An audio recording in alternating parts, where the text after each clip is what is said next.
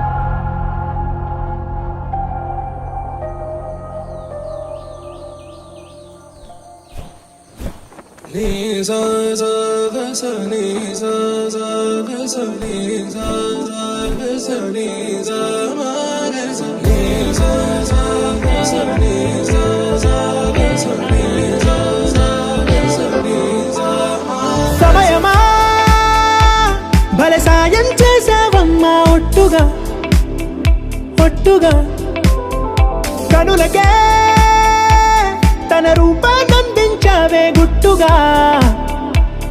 ఓ ఇది సరిపోదా? సరే సరే త్వరపడకో, తదుపరి కథ ఎటుకో, ఎటు మరి తన నడకో, చివరికి ఎవరెనకో.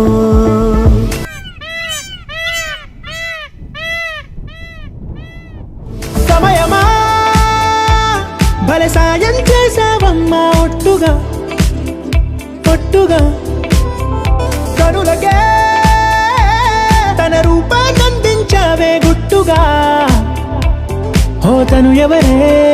నడిచే తారా, తళుకుల ధారా, తను చూస్తుంటే రాదే నిద్దురా. పలికే ఏరా, కులుకే ఔరా, అలలై పొంగే అందం అది తన పేరా.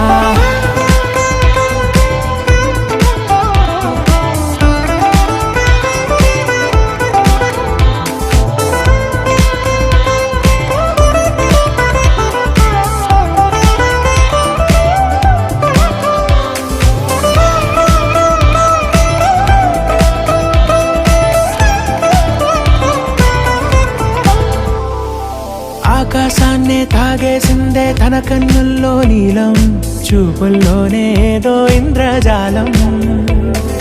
బంగారు వానల్లో నిండా ముంచే కాలం, చూస్తామనుకోలేదే నాలాంటోళ్ళం. భూగోళాన్నే తిప్పేసే ఆ బుంగమూతి వైనం, చూపిస్తుందే తనలో ఇంకో కోణం. చంగావి చంపల్లో చంగుమంటూ మౌనం, చూస్తూ చూస్తూ తీస్తూ ఉందే ప్రాణం. తను చేరిన ప్రతి చోటిలా చాలా చిత్రంగున్నదే, తనతో ఇలా ప్రతి జ్ఞాపకం ఛాయాచిత్రం అయినదే. సరే సరే త్వరపడకో, తదుపరి కథ ఎటుకో, ఎటు మరి తన నడకో, చివరికి ఎవరెనకో.